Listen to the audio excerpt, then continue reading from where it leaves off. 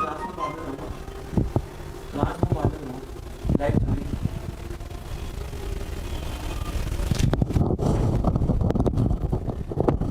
दोस्तों, स्वागत है आपका अपने इस ऑनलाइन प्लेटफॉर्म पर। मैं मनोज नागर। दोस्तों, जैसा कि अपन से पहले वादा हुआ था दोस्तों कि आज अपन ब्लड के बारे में बात करेंगे। दोस्तों, क्वेश्चंस तो ब्लड के अपन पढ़ ही रहे हैं दोस्तों, लेकिन मैं चाहता हूं कि आप ब्लड के बारे में बिल्कुल शॉर्ट, स्वीट और एक कंप्लीट तरीके से जानकारी प्राप्त कर लें, तो उसके बाद में अगर आने वाले क्वेश्चनों में थोड़ी दिक्कत भी आ रही होगी तो भी वो आपकी बिल्कुल क्लियर हो जाएगी। ब्रह्मानंद नमस्ते सर जी। बिल्कुल नमस्ते भैया जी। विमल धाकर जुड़ गए जी। हेतराम गुजर जुड़ गया। बिल्कुल स्वागत है दोस्तों आप लोगों का अपने इस ऑनलाइन प्लेटफॉर्म पर।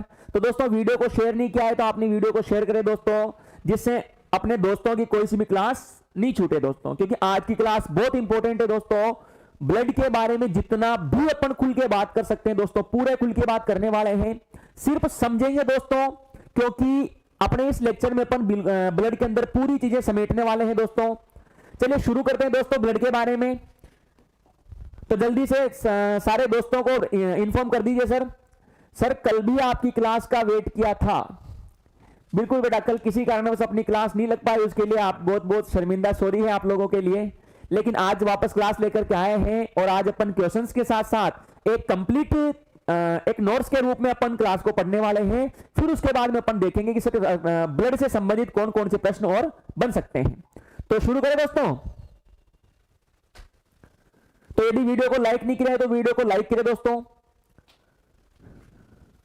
बिल्कुल, देखिए चलिए शुरू करते हैं दोस्तों ब्लड के बारे में।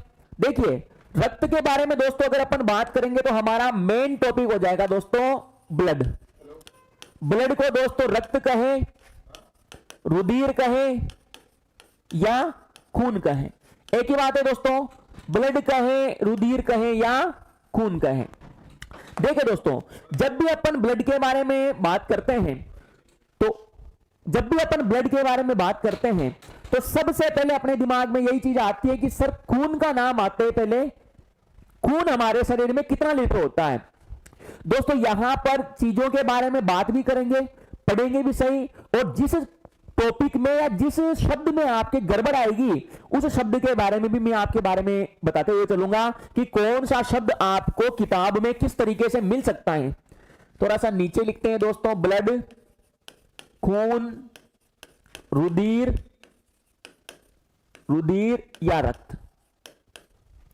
बात करते हैं दोस्तों इसके बारे में। जब भी ब्लड का नाम आता है कि एक स्वस्थ व्यक्ति के शरीर में रक्त की मात्रा कितनी होती है, तो दोस्तों एक स्वस्थ व्यक्ति के शरीर में रक्त की मात्रा, अब दोस्तों पहली लाइन से पहली गड़बड़ उत्पन्न होती है दोस्तों। किसी किताब में तो आपको मिलेगी 4 से 5 लीटर और किसी किताब में आपको मिलेगी 5 से 6 लीटर। 4 से 5 लीटर और 5 से 6 लीटर। गाइडों में दोस्तों ज्यादातर 5 से 6 लीटर देखने को मिलता है, जबकि राजस्थान बोर्ड वाले जो हैं वो 4 से 5 लीटर को ज्यादा सही मानते हैं दोस्तों। लेकिन ऊपर वाले ने दोस्तों ऐसा तो है ही नहीं कि बिल्कुल 5 लीटर फिक्स नाप करके अपने शरीर में डाला था, थोड़ा सा 19-20 ऊपर नीचे होता है। तो मेरा मानना यही है दोस्तों, जहां तक हो सके वहां तक आंसर कितना दोगे? 5 लीटर। कितना दोगे दोस्तों? 5 लीटर। रूबी गुजर, राधे राधे सर जी। बिल्कुल राधे राधे जी, वेलकम है आप लोगों का। एक्यूरेट आंसर कितना दोगे दोस्तों? 5 लीटर। लेकिन सर यदि 5 लीटर ऑप्शन में न आया तो 5 लीटर यदि ऑप्शन में नहीं आया तो फिर आपको एनसीईआरटी के अकॉर्डिंग कितना देना पड़ेगा? 4 लीटर। और यदि 4 भी ऑप्शन में नहीं आया तो फिर आपको तो लास्ट ऑप्शन बचता है दोस्तों 6 लीटर। तो सबसे पहले आंसर देंगे 5 लीटर। ऑप्शन कुछ भी आ जाए आपको क्या देना है? 5 लीटर। 5 नहीं आएगा तो 4 लीटर। लेकिन 4 लीटर ऑप्शन तभी दोगे दोस्तों जब आपको 5 लीटर ऑप्शन में नहीं मिलेगा। और यदि 4 भी नहीं आ रहा, 5 भी नहीं आ रहा, तो फिर क्या दोगे दोस्तों? 6 लीटर। डाउट क्लियर है दोस्तों? 4 ऑप्शन में आ जाए, 5 भी आ जाए, 6 भी आ जाए तो 5 देना है। 4 आ जाए, 6 आ जाए, 5 नहीं आ रहा तो फिर 4 देना है। लेकिन अगर 4 भी नहीं आ रहा है, 5 भी नहीं आ रहा तो फिर 6 देना है। क्लियर है दोस्तों? तो चलिए आगे बढ़ते हैं।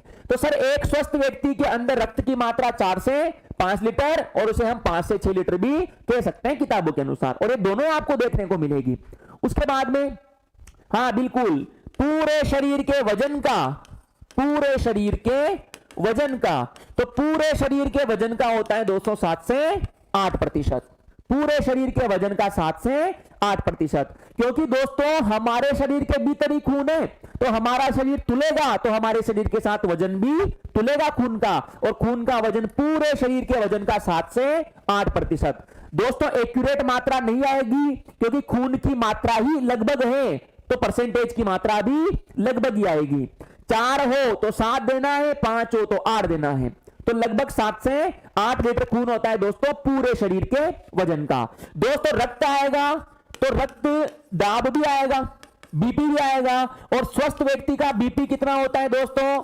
120/80 mm of Hg, 120/80 mm of Hg।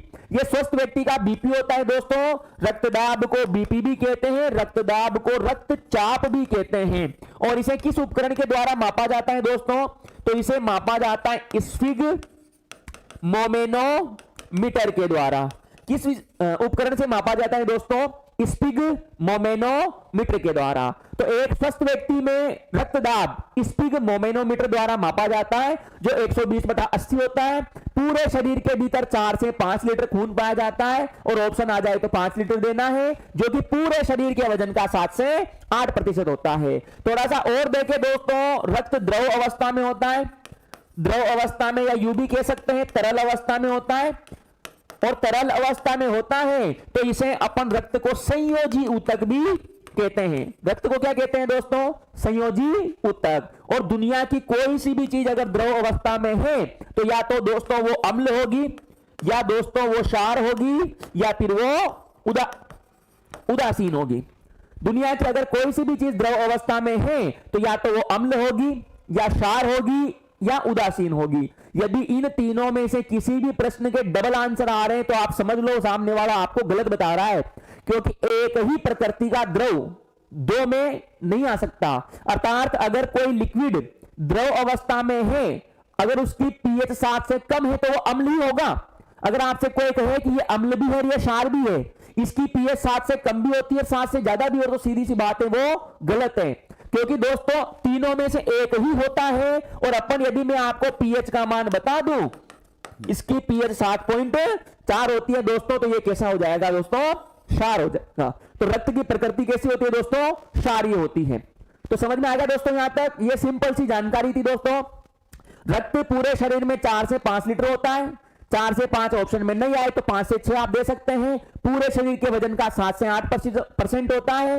रक्त का नाम आते हैं दोस्तों, रक्तदाब आएगा, बीपी आ कह सकते हैं, रक्तचाप कह सकते हैं, जिसे स्फिग्मोमेनोमीटर के द्वारा मापा जाता है। इसी उपकरण का एक नाम और है दोस्तों, स्पाइगोमोमेनोमीटर।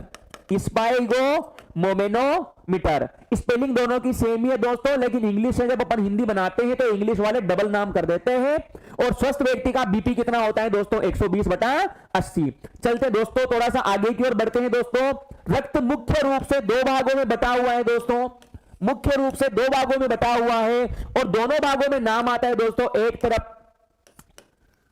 एक तरफ नाम आता है दोस्तों प्लाज्मा का, और एक तरफ नाम आता है दोस्तों रक्त कणिका का। रक्त कणिका भी कह सकते हैं दोस्तों, रुधिर कणिका भी कह सकते हैं। एक नाम आता है प्लाज्मा का और एक नाम आता है रक्त कणिका का दोस्तों। प्लाज्मा दोस्तों पूरे ब्लड का 55% होता है दोस्तों, और रक्त कणिका पूरे ब्लड की 45% होती है। प्लाज्मा 55% और रक्त कणिका 45%। फिर प्लाज्मा आगे जाकर के 2 भागों में बढ़ जाएगा दोस्तों, जिसमें एक तरफ आएगा जल, एक तरफ आएगा प्रोटीन, कार्बनिक और अकार्बनिक पदार्थ। प्रोटीन, कार्बनिक और अकार्बनिक पदार्थ। प्रोटीन दोस्तों पूरे प्रोटीन, कार्बनिक और अकार्बनिक पदार्थ दोस्तों पूरे प्लाज्मा का 8 से 10% होता है दोस्तों, और जल पूरे प्लाज्मा का 90 से 92% होता है दोस्तों। तो पूरे प्लाज्मा में जल 90 से 92% होता है, और प्रोटीन, कार्बनिक और अकार्बनिक पदार्थ 8 से 10% होता है। यदि दोनों मिल जाए तो दोस्तों दोनों देना है, दोनों ऑप्शन में न मिले तो आप फिर कौन सा आंसर देंगे? 92%। 90% आपको आंसर नहीं देना है दोस्तों। कितना आंसर देंगे दोस्तों? 92%। सर तारककाय क्या होता है? बेटा तारककाय सेंट्रोसोम जिसे अपन कहते हैं, वो कोशिका का एक अंग है, वो कोशिका के अंदर आता है। ठीक है, जो तर्क तंतुओं का निर्माण करता है, जो आपके गुणसूत्र को बनाने में सहायता करते हैं। तो ये तारका है, आपके कोशिका का अंग है। ठीक है दोस्तों, तो प्लाज्मा में जल होता है दोस्तों। प्लाज्मा थोड़ा सा क्षारीय प्रकृति का होता है, आप जानकारी के लिए याद रखना चाहें तो। और प्लाज्मा हल्के पीले रंग होता है दोस्तों, हल्के पीले रंग का, हल्के पीले रंग का। इसी वाले भाग के अंदर दोस्तों सोडियम होता है, पोटेशियम होता है, कैल्शियम होता है, कार्बोनेट होता है, मैग्नीशियम होता है दोस्तों। वो ये आयन सारे इसी भाग में पड़े होते हैं 8 से 10% के अंदर। रक्त कणिका दोस्तों आगे जाकर के 3 भागों में बढ़ जाती है दोस्तों, जिसमें रक्त कणिका आगे जाकर के 3 भागों में बढ़ जाती है। और 3 भागों में नाम आएगा दोस्तों, जैसा कि आप सब जानते हैं, आरबीसी, डब्ल्यूबीसी और प्लेटलेट्स। आरबीसी, डब्ल्यूबीसी और प्लेटलेट्स। तो कणिका 3 भागों में बढ़ जाती है दोस्तों, कणिका 3 भागों में बढ़ जाती है, क्योंकि ये थोड़ा बड़ा टॉपिक है। तो 3 भागों के नाम आ जाएंगे दोस्तों, आरबीसी, आरबीसी, डब्ल्यूबीसी और प्लेटलेट्स। आरबीसी, डब्ल्यूबीसी और प्लेटलेट्स। दोस्तों आरबीसी का पूरा नाम होता है, जैसा कि आप जानते हैं दोस्तों, लाल रक्त कणिका, लाल रक्त कणिका। यदि कोई बच्चा यहां पर लाल रक्त कोशिका कहता होगा तो वो 100% गलत है दोस्तों। कणिका को कोशिका नहीं बोला जाता है, क्योंकि कोशिका का मतलब सेल होता है, जबकि कणिका का मतलब कार्प सेल होता है। तो दोस्तों यहां पर सेल नहीं आता, यहां पर कार्प सेल आता है, इसीलिए आप इस बात को थोड़ा सा चेंज करेंगे। और आरबीसी का पूरा नाम होता है लाल रक्त कणिका। इंग्लिश में बोले तो दोस्तों रेड ब्लड कार्पसेल्स, रेड ब्लड कार्पसेल्स। दोस्तों इसका एक तीसरा वैज्ञानिक नाम और होता है, साइंटिफिक नेम, और इसका वैज्ञानिक नाम होता है दोस्तों इरिथ्रोसाइट।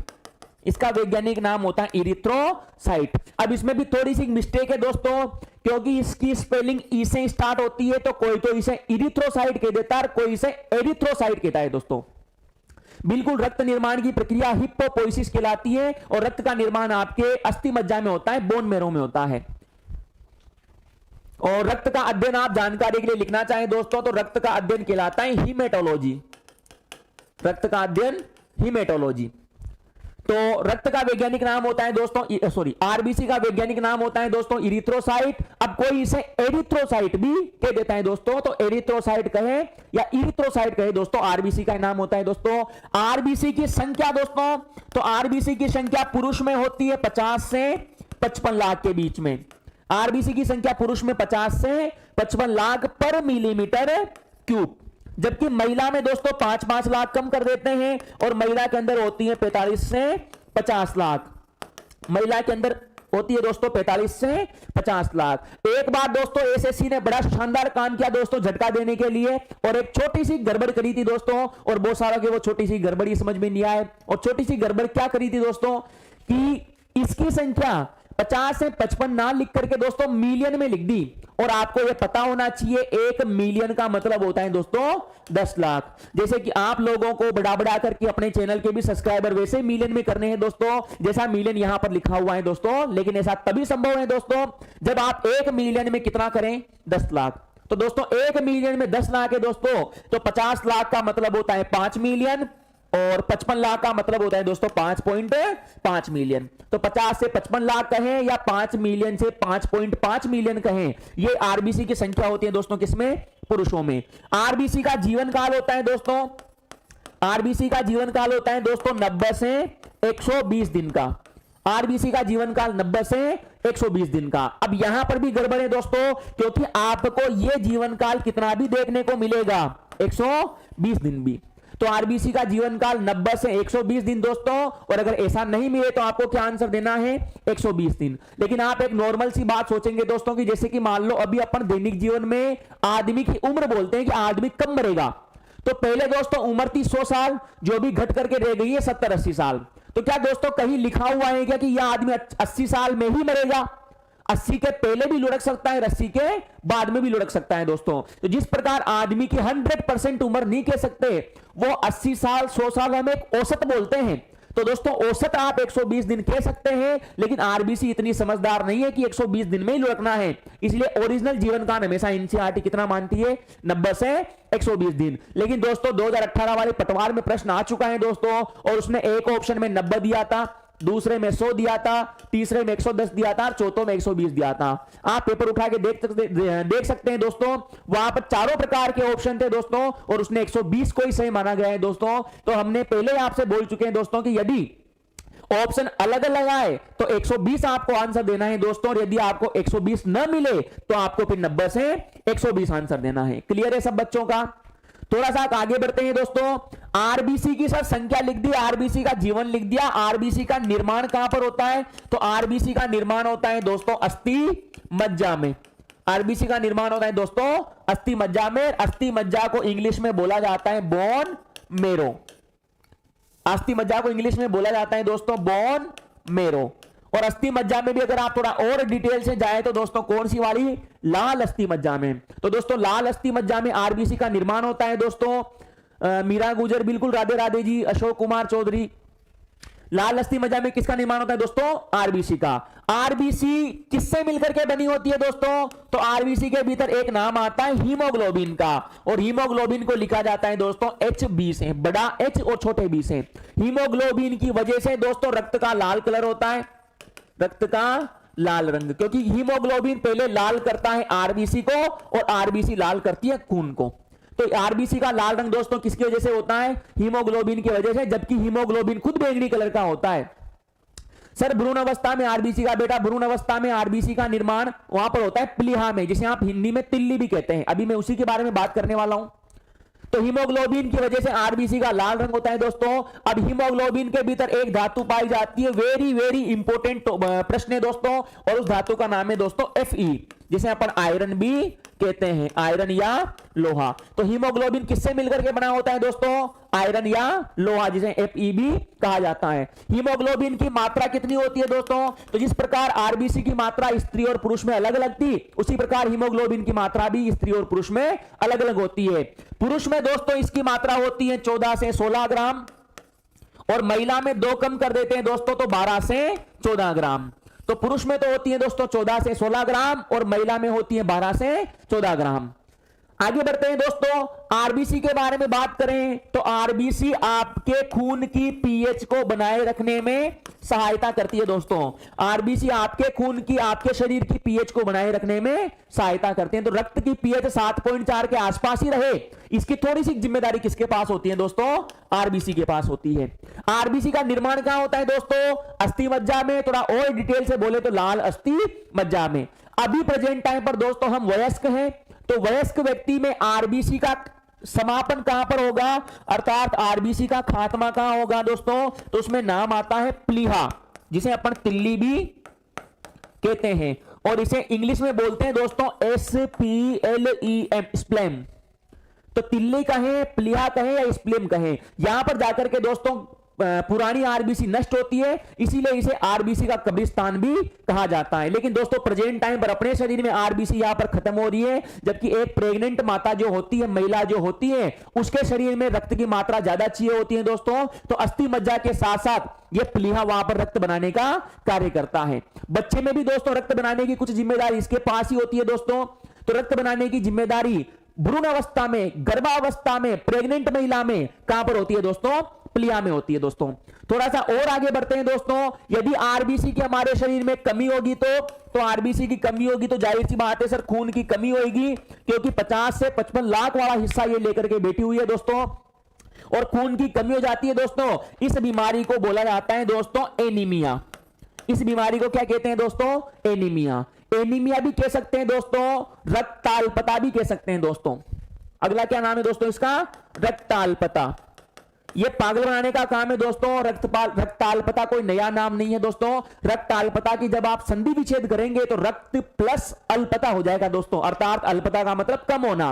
तो खून कम होना, ये आरबीसी के ऊपर ही माथा फोड़ा जाता है दोस्तों। तो इसीलिए रक्ताल्पता कहें, एनीमिया कहें, इसी आरबीसी की कमी से होती है।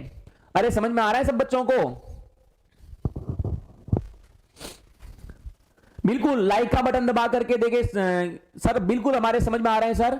भ्रूण अवस्था, बिल्कुल भ्रूण अवस्था। अरे समझ में आ गई? तो काहे बोलिए अपन ने गर्भवती महिला का शरीर में खून कहां बनेगो?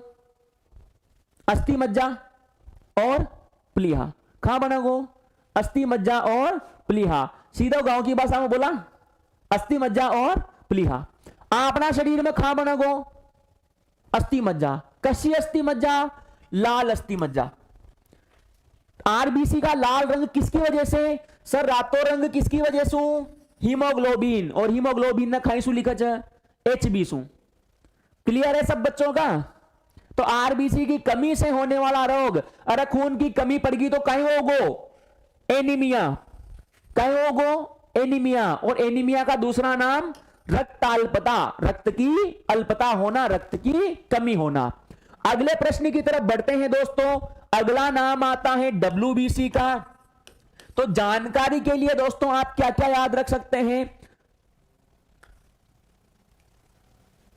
भ्रूण अवस्था में तो लीवर या यकृत में भी होता है ना सर? बिल्कुल। लाल अस्थि मज्जा भी आएगी, प्लीहा भी आएगी। और लेकिन दोस्त भ्रूण अवस्था आपने बोला है तो वो हो गया एक छोटे बच्चे के लिए। मैं बोल रहा हूं प्रेग्नेंट महिला के लिए।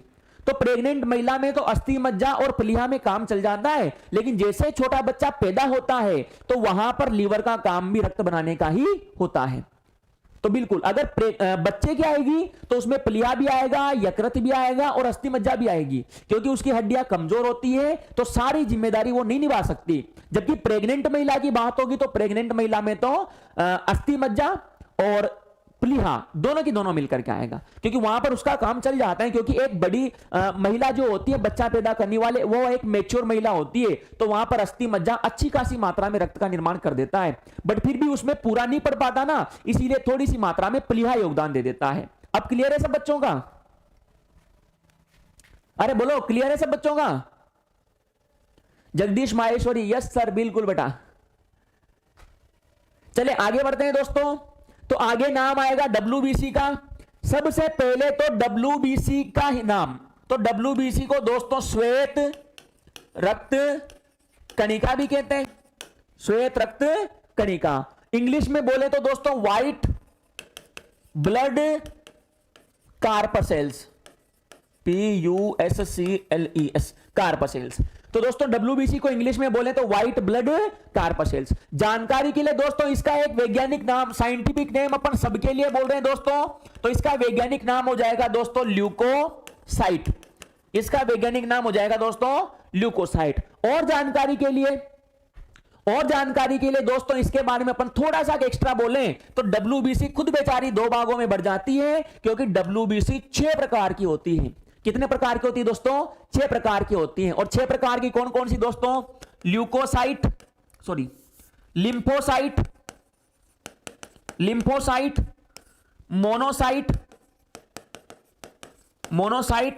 लसिकाणु,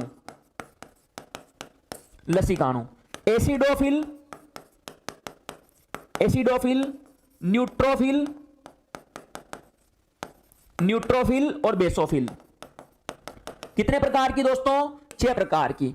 लिम्फोसाइट, मोनोसाइट, लसिकाणु, न्यूट्रोफिल, बेसोफिल और एसिडोफिल।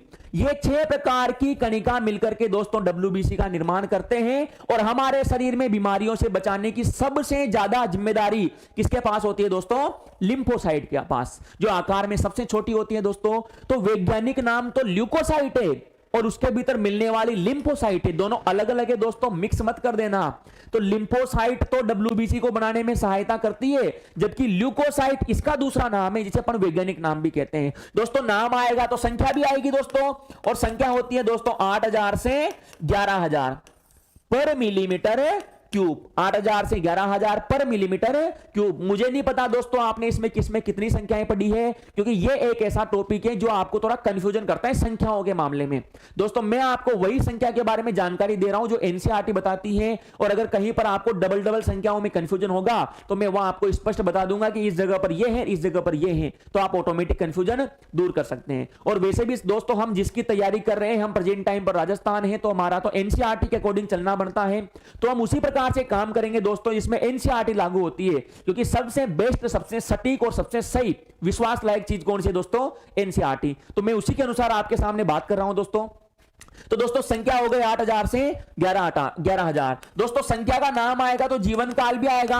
अब वापस यहां पर समस्या क्रिएट होती है दोस्तों, क्योंकि कुछ जगह पर तो लिखा हुआ है 1 से 4 दिन दोस्तों, और कुछ जगह पर लिखा हुआ है दोस्तों 2 से 4 दिन। ये गाइडो वाली है, ये एनसीईआरटी वाली है। तो मैं आपसे यही गुजारिश करूंगा दोस्तों, आप कितना पढ़ेंगे? एनसीईआरटी वाली 2 से 4 दिन की। तो डब्ल्यूबीसी का जीवन काल कितना होता है दोस्तों? 2 से 4 दिन।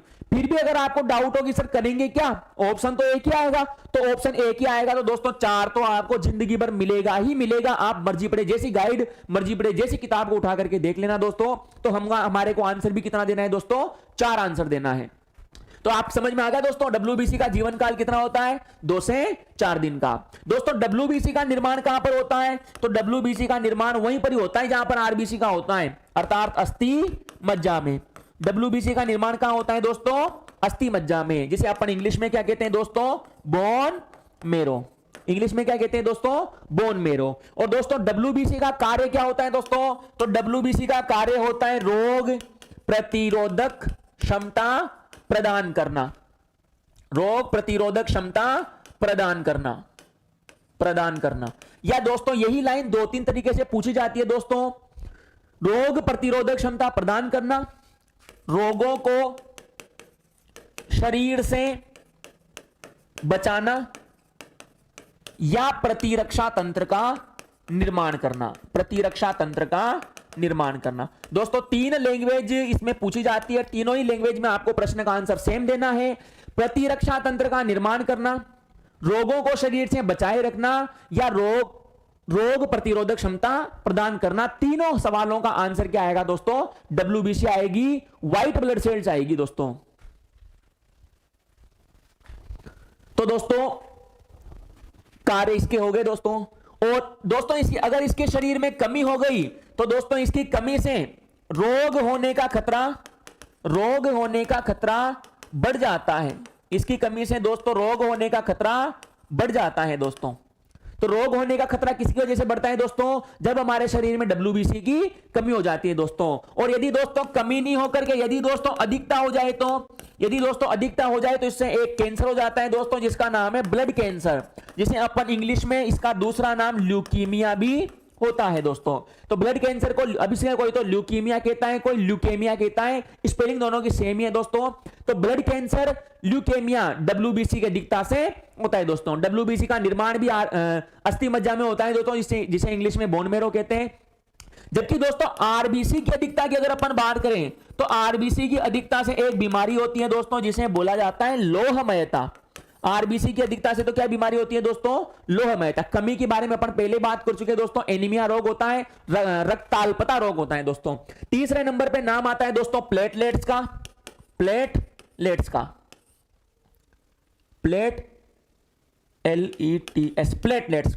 दोस्तों। प्लेटलेट्स की कोई फुल फॉर्म नहीं होती है, खुद ही अपने आप में फुल फॉर्म है दोस्तों। प्लेटलेट्स के बारे में बात करें दोस्तों, इसका नाम होता है दोस्तों रक्त बिंबाणु। प्लेटलेट्स का नाम होता है रक्त बिंबाणु। इसका सर फुल फॉर्म तो नहीं होता, लेकिन वैज्ञानिक नाम, साइंटिफिक नेम जरूर होता है दोस्तों। और प्लेटलेट्स का वैज्ञानिक नाम होता है थ्रोम्बोसाइट। प्लेटलेट्स का वैज्ञानिक नाम होता है थ्रोम्बोसाइट। दोस्तों आप जानकारी के लिए अगर थोड़ा सा और देखना चाहें तो डब्ल्यूबीसी के बारे में आप एक चीज और लिख सकते हैं दोस्तों। अब कहां लिखें, यहां जगह नहीं बच रही। तो दोस्तों डब्ल्यूबीसी को band master of musical orchestra, band master of musical orchestra भी के नाम से भी जाना जाता है दोस्तों। तो band master of musical orchestra के नाम से किसे जाना जाता है दोस्तों? डब्ल्यूबीसी को जाना जाता है। जानकारी के लिए अगर आप बोलना चाहें तो मेन टॉपिक की तरफ आते हैं दोस्तों। डब्ल्यूबीसी का नाम रक्त बिंबाणु था, वैज्ञानिक नाम थ्रोम्बोसाइट था। इसकी संख्या की बात करें तो दोस्तों इसकी संख्या होती है 1.5 लाख से 4 लाख के बीच में। 1.5 लाख से 4 लाख के बीच में पर मिलीमीटर क्यूब। तो दोस्तों थ्रोम्बोसाइट अर्थात प्लेटों की संख्या होती है दोस्तों 1.5 लाख से 4 लाख के बीच में। दोस्तों प्लेटलेट्स का जीवन काल भी होता है और प्लेटलेट्स का जीवन काल होता है दोस्तों 8 से 10 दिन के बीच में। प्लेटलेट्स का जीवन काल 8 से 10 दिन के बीच में। और प्लेटलेट्स का कार्य होता है दोस्तों रक्त का थक्का बनाने का। प्लेटलेट्स का कार्य होता है दोस्तों रक्त का थक्का बनाने का। और यदि प्लेटों की संख्या डाउन हो जाएगी दोस्तों, प्लेटों की कमी हो जाएगी, तो रक्त का थक्का समय पर नहीं बन पाएगा। तो रक्त का थक्का समय पर नहीं बन पाएगा और खून की कमी हो जाएगी दोस्तों, क्योंकि रक्त निकलता रहेगा। तो अगर प्लेटों की संख्या डाउन हो जाएगी दोस्तों, तो रक्त का थक्का समय पर नहीं बन जाएगा, क्योंकि वो रक्त का थक्का नहीं बनने से खून बहता रहेगा और वापस खून की कमी हो जाएगी। HIV की ओके फॉर्म नहीं होता बेटा, फुल फॉर्म होता है, राजू कहा, और फुल फॉर्म होती है human immuno deficiency virus. Human immuno deficiency virus. Clear है?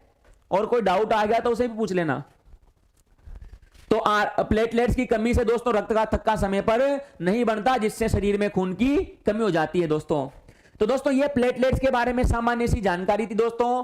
थोड़ी सी इसके बारे में और ऊपर की साइड से चर्चा, क्या दोस्तों ऊपर की साइड से चर्चा करेंगे। पहले अपन ने इतना दम खोल के देख लिया है इसको कि आपके काम चल जाएगा, बट फिर भी अपन एक बार इसके बारे में थोड़ा और शानदार तरीके से बात करते हैं कि सर कौन कौन सी बीमारियां हैं जो इसके मोटे मोटे तौर पर सबसे ज्यादा काम आती है दोस्तों। तो एक बार वापस बात करते हैं दोस्तों रक्त का। रक्त के बारे में आपने दो बोला, प्लाज्मा और कणिका। फिर आपने दोस्तों कणिका को कितने भागों में बांट दिया? 3 भागों में। और प्लाज्मा को कितने भागों में बांट दिया? 2 भागों में। यहां तो आया था जल और यहां आया था प्रोटीन, कार्बनिक और अकार्बनिक पदार्थ। यहां आई थी आरबीसी, यहां आई थी डब्ल्यूबीसी और यहां आई थी प्लेटलेट्स। दोस्तों प्लाज्मा प्रभावित करता है मलेरिया रोग। कौन सा रोग दोस्तों? मलेरिया रोग। मलेरिया रोग में सबसे ज्यादा इफेक्ट कहां पड़ेगा दोस्तों? प्लाज्मा पर। पूरे खून की कमी होगी सर दोस्तों, क्योंकि इनमें से किसी के ऊपर भी असर पड़े, खून से ही मिलकर के बना हुआ होता है, इसीलिए असर तो पूरे खून पर ही पड़ेगा दोस्तों। लेकिन अगर अपन यूं कहें कि सबसे ज्यादा प्रभावित किसे करता है, जैसे अपन मस्तिष्क पढ़ते हैं दोस्तों, मस्तिष्क में अपन एक लाइन पढ़ते हैं कि दारूडिया मतलब शराब पीने वाला, शराब पीने वाले को मस्तिष्क का कौन सा भाग सबसे ज्यादा प्रभावित होता है? तो वैसे तो दोस्तों पूरा मस्तिष्क ही प्रभावित होता है और वो नागिन की तरह यूं करता रहता है, लेकिन फिर भी यहां पर बोल दिया कि मस्तिष्क का कौन सा भाग प्रभावित होता है, तो वहां पर आप नाम देते हो सेरिबेलम का, अनुमस्तिष्क का। तो दोस्तों पूरा मस्तिष्क प्रभावित होता है, फिर भी एक पर्टिकुलर नाम बोल रहे हैं अपन, क्योंकि वहां प्रश्न ऐसा पूछा गया है। यहां अगर हमारे से प्रश्न पूछ लिया जाए कि मलेरिया का सबसे प्रमुख प्रभावित भाग कौन सा है, तो वो रक्त का क्या है दोस्तों? प्लाज्मा है। आरबीसी की वजह से कौन सी बीमारी होती है या कौन सा रोग आरबीसी को सबसे ज्यादा इफेक्ट करेगा दोस्तों? आरबीसी का दोस्तों एक रोग का नाम है दोस्तों एनीमिया। अरे दोस्त कौन सा मच्छर HIV करने लग गया यार। आपके तरफ को अगर कोई हो तो हमारी तरफ भी भेजना, हमने तो ऐसा कभी नहीं सुना कि HIV किसी मच्छर की वजह से होता है। तो दोस्तों देखो एनीमिया रोग दोस्तों, अब एनीमिया रोग दोस्तों आरबीसी की कमी करेगा। उसके साथ एक नाम और है दोस्तों लोहमयता। लोहमयता, तो लोहमयता और एनीमिया दोनों किसको प्रभावित करेगी दोस्तों? आरबीसी को। उसके बाद में नाम आता है डब्ल्यूबीसी का दोस्तों। अगर शरीर में रोग होने का खतरा बढ़ रहा है या आपके शरीर में बीमारियां हो रही हैं, तो इसका सीधा सा इलाज है दोस्तों किसकी कमी होगी? डब्ल्यूबीसी की। और यदि डब्ल्यूबीसी की संख्या हद से ज्यादा हो गई तो यहां पर एक बीमारी और आ जाती है दोस्तों, ल्यूकीमिया। कौन सी आ जाती है दोस्तों? ल्यूकीमिया, जिसे अपन ब्लड कैंसर भी कहते हैं। दोनों बीमारियां इससे संबंधित है दोस्तों। तीसरा नाम आता है प्लेटलेट्स का, और प्लेटों के लिए अभी एक बहुत शानदार क्रेज चल रहा था दोस्तों, जिसमें नाम आता है डेंगू का। किसका नाम आता है दोस्तों? डेंगू का। तो डेंगू बीमारी डायरेक्ट किसको इफेक्ट करती है दोस्तों? प्लेटलेट्स को, क्योंकि डेंगू बीमारी में प्लेटों की संख्या डाउन हो जाती है। तो मलेरिया रोग भी रक्त से संबंधित है, एनीमिया लोहमयता भी रक्त से संबंधित है, ल्यूकीमिया भी रक्त से संबंधित है, मतलब ब्लड कैंसर, और एक डेंगू रोग भी रक्त से संबंधित है। इसके अलावा कौन से रक्त से संबंधित है दोस्तों? एक नाम आता है अमीबियासिस। अमीबियासिस, अमीबियासिस भी रोग से संबंधित है, रक्त से संबंधित है दोस्तों। ये किसी एक के ऊपर फर्क नहीं पड़केगा, ये पूरे खून के ऊपर फर्क पड़केगा। एक नाम आता है दोस्तों पीलिया का, और पीलिया भी दोस्तों रक्त से संबंधित है। पोलियो अलग है दोस्तों और पीलिया अलग है। अपन यहां पर बात कर रहे हैं पीलिया की, जिन्हें गांव की भाषा में बोले थे खून को पानी होबो। तो खून को पानी होबो दोस्तों कशो बीमारी है पीलिया। और पीलिया रोग डायरेक्ट किसको प्रभावित करेगा दोस्तों? रक्त को प्रभावित करता है दोस्तों। उसके बाद दोस्तों अगर अपन और बात करें तो लगभग सब बीमारी में दोस्तों आपके शरीर की भूख कम हो जाती है, आपके शरीर को थकान महसूस होती है दोस्तों। तो जाहिर सी बात है दोस्तों आपके शरीर में रक्त की कमी हो जाएगी दोस्तों। तो रक्त की कमी दोस्तों इन बीमारियों में हो, लेकिन ये एक इंपॉर्टेंट बीमारी है दोस्तों। वैसे पूरे शरीर में रक्त की कमी हर बीमारी से लगभग होती है, क्योंकि अगर थोड़ी सी भी हीमोग्लोबिन की कमी हुई या थोड़ी सी भी आरबीसी की कमी हो गई तो भी रक्त की कमी होगी, थोड़ी सी भी डब्ल्यूबीसी की कमी हो गई तो भी रक्त की कमी होगी, और थोड़ी सी भी प्लेटलेट की कमी हो गई तो भी रक्त की कमी होगी दोस्तों। जानकारी के लिए और बोल सकते हैं कि एक हीमोग्लोबिन 4 ऑक्सीजन अणुओं को लेकर के जाता है। एक हीमोग्लोबिन 4 ऑक्सीजन अणुओं को लेकर के जाता है। सर डब्ल्यूबीसी क्या है? बेटा डब्ल्यूबीसी आपके खून को बनाने के लिए एक कणिका का नाम है जिसका नाम है व्हाइट ब्लड कार्पसेल्स। जैसे आपके पूरा शरीर का खून 4 चीजों से मिलकर के बना हुआ है, तो अगर डब्ल्यूबीसी नहीं होती तो आपका खून पूरे तरीके से काम नहीं कर पा रहा होता। सांस आप ले लेते, रक्त का थक्का बन जाता, लेकिन खून आपके शरीर में बीमारी से बचाने में सहायता नहीं कर पाता। पर सर हाँ बिल्कुल, राम राम जी दिनेश जी। तो मेरे हिसाब से दोस्तों आपको क्लियर तरीके से समझ में आ गया हो दोस्तों। ये आपके रक्त के बारे में एक छोटी सी जानकारी थी दोस्तों। बिल्कुल शॉर्ट एंड स्वीट तरीके से समझने की कोशिश करिए दोस्तों। अगर इसके बारे में अगर आपको लिखना हो तो आप अपने हिसाब से लिखना दोस्तों, क्योंकि यहां पर तो थोड़ा काटा कोटा सा लग रहा है दोस्तों। लेकिन मेरे हिसाब से दोस्तों जितनी चीजें मैं आपको समझा सकता था, जो आपके लिए सबसे बेस्ट साबित हो सकती थी दोस्तों, वो अपन ने कर दी है। मलेरिया के बारे में आप और जानकारी वैसे तो दोस्तों आप बीमारी में पढ़ेंगे, यह परजीवी के कारण होता है दोस्तों, परजीवी के कारण। और यह एक मच्छर के होने वाला रोग है दोस्तों, जिसका नाम है मादा एनाफिलीज मच्छर। मादा एनाफिलीज मच्छर, मादा एनाफिलीज मच्छर, मादा एनाफिलीज मच्छर। डेंगू भी दोस्तों डेंगू भी दोस्तों मच्छर की वजह से होने वाला रोग है दोस्तों। और डेंगू को करने वाला मच्छर है दोस्तों मादा एडीज मच्छर।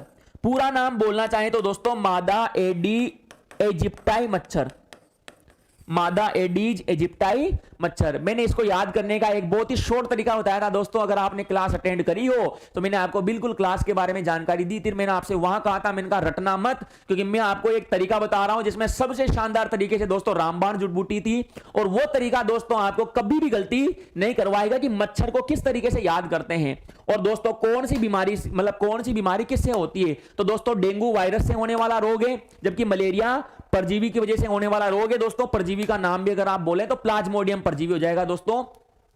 तो लेकिन ये आप बीमारियों के बारे में अलग से पढ़ेंगे दोस्तों, अपने को इतनी टेंशन लेने की आवश्यकता नहीं है। तो स्वस्थ रहे, मस्त रहे। अगर आप विश्वास करके क्लास ज्वाइन कर रहे हैं दोस्तों, तो विश्वास तो आपका टूटने नहीं देंगे। इतना तो भरोसा आपको लेकर के चलना पड़ेगा दोस्तों। जितना बेस्ट अपन कर सकते हैं दोस्तों, उतना बेस्ट अपन करने की कोशिश करेंगे, क्योंकि कल हमारे मन में ये नहीं होना चाहिए दोस्तों कि यार ये मैंने पढ़ा था लेकिन मेरे से रह गया, ये मैंने कोशिश तो करी थी पर मैं छोड़ करके आ गया। तो भैया बाद में कहने से किसी का कुछ नहीं बिगड़ेगा दोस्तों। जैसा कि अभी रीट वालों के साथ हुआ है दोस्तों, रीट सेकंड लेवल की परीक्षा रद्द हो गई है दोस्तों। तो बहुत सारे इस चीज को लेकर के खुश हो रहे हैं दोस्तों, लेकिन दोस्तों उनके ऊपर क्या बीत रही होगी जिनके माँ बाप ने बिल्कुल कर्जा लेकर के बिल्कुल गलत गरीब तरीके से या किसी तरीके से बच्चों को पढ़ाया था, बच्चों को लिखाया था, अच्छे तरीके से मेहनत करने के बाद उनके नंबर भी आ गया होगा दोस्तों। तो असली दुखी तो दोस्तों वो हो रहे हैं, और वाकई में दुख होना भी चाहिए दोस्तों, क्योंकि उन्होंने मेहनत की थी। ये कुछ नमूनों के चक्कर में, ये कुछ पेपर बेचने वालों के चक्कर में उनकी मेहनत भी बर्बाद हो गई। कल हमारे साथ ऐसा नहीं हो जाए दोस्तों कि यदि हम पढ़े, हमारे पेपर दे और वहां आकर के हम माथा पकड़ करके कहें कि यार ये तो मेरे को आता था, ये तो मेरे को बताया था, मैं तो भूल गया। तो दोस्तों वहां पर कोई सुनने वाला नहीं होगा, कोई कहने वाला आप खुद ही होंगे, आप खुद ही करेंगे, फिर बाद में पछतावे के सिवाय कुछ नहीं होगा। मेहनत तो दोस्तों करनी ही पड़ेगी। सांप लिखाना सर नोट्स, सर सांप लिखाऊं दोस्तों, लेकिन अगर मैं आपको सांप लिखाऊं तो जैसा कि अपन इतनी सारी चीजें बोली, आप दोस्तों एक लेक्चर में अपन इतनी सारी चीजों को नहीं समेट सकते। इसीलिए मेरा मकसद ये था दोस्तों कि मोटे मोटे तरीके से आपको समझाऊं भी सही, आपको पूरी चीजें दूं भी सही, लेकिन अगर मैं सही तरीके से लिखा था तो शायद ये नहीं हो पाता। तो क्योंकि ये क्या है, जहां तक मेरा हाथ और पेन नहीं चलता वहां तक मेरे को खुद को अच्छा नहीं लगता कि यार आज फील नहीं आ रहा पढ़ाने का, इसीलिए मेरे हाथ पे थोड़े ऐसे ही चलते हैं। तो आप बातों को सुन सुन करके आप लिख सकते हैं दोस्तों। स्वस्थ रहें दोस्तों, मौसम अभी ऐसा चल रहा है तो बीमारियों से बचें दोस्तों, क्योंकि बुखार अभी सबसे ज्यादा क्रेज में है, तो इसीलिए आपको इससे बचना है। स्वस्थ रहें, हेल्दी रहें। गुड नाइट दोस्तों।